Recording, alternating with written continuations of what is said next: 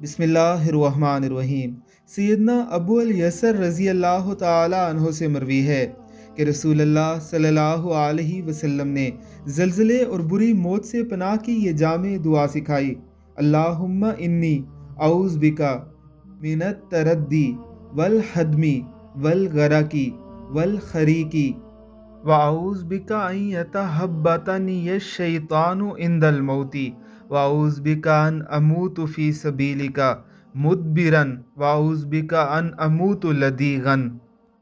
یا اللہ، میں پناہ مانگتا ہوں بلندی سے گرنے، ملبے تلے دبنے، غرق ہونے اور آگ میں جلنے سے، اور میں تیری پناہ چاہتا ہوں مرتے وقت شیطان کے بدخواس کرنے سے، اور میں پناہ مانگتا ہوں میدان جہاد سے فرار ہوتے ہوئے مارے جانے سے، اور میں پناہ مانگتا ہوں زہریلی چیز کے ڈسنے سے مر جانے سے۔